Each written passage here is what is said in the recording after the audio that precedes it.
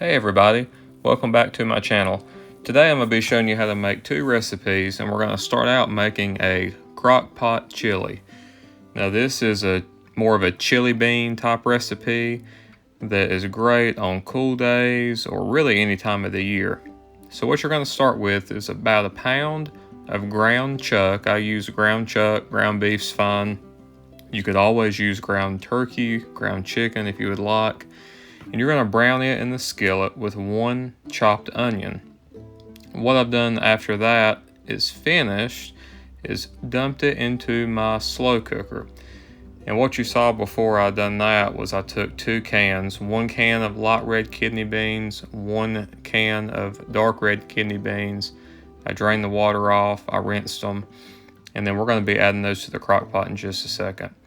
But the next thing you'll add to your slow cooker is 2 tablespoons of chili powder, and then your beans, along with 1.5 cups of salsa. I use a mild, thick and chunky salsa. You could use a medium or a hot to elevate the heat.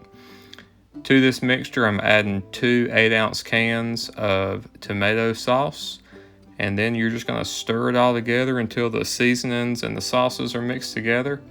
And you can cook this on high for 3 to 4 hours.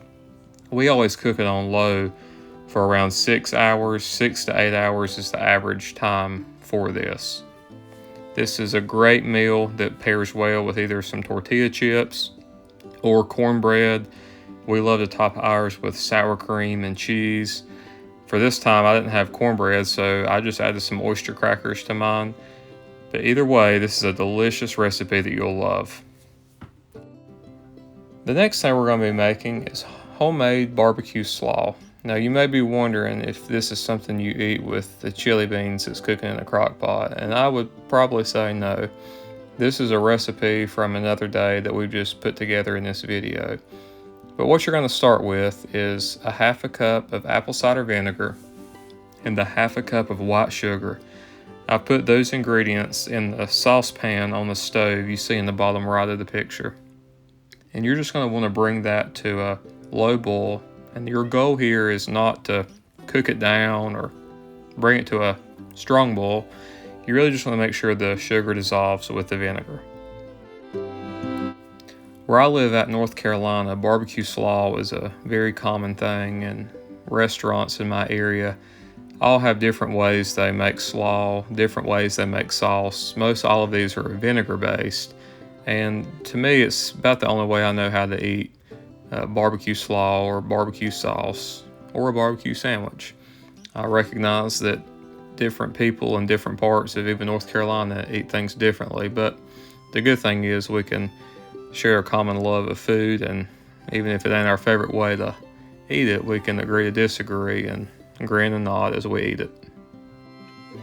And what I'm doing with the cabbage is I've cored this cabbage and quartered it, and I have shredded it into the mixing bowl. And so once you've shredded your cabbage and your vinegar sugar mixture has cooled off just enough, you can add it to the cabbage. You can add it when it's hot. I tend not to. It kind of makes the cabbage less crunchy because it essentially cooks it because of the heat from the sauce. So let it cool for just a little bit before you add it. But then we'll be adding 3/4 cup of ketchup to the slaw. And so this is essentially where the red color comes from, is the ketchup. It adds, again, more of a vinegar base and the tomato flavor that I really do enjoy. This slaw, you can put it on more than just barbecue.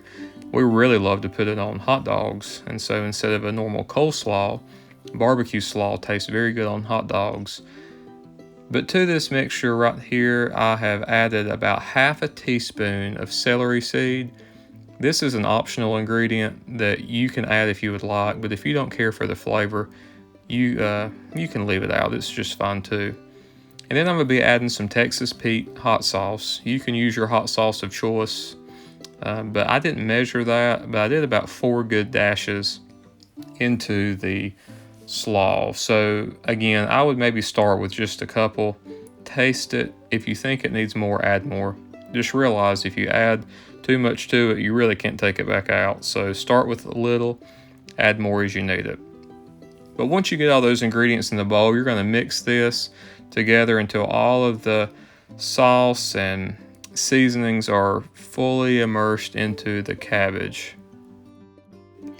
Now that you've got everything stirred together, I recommend that you let this sit in the refrigerator at least a couple hours before you plan to serve it, if not the day ahead of time.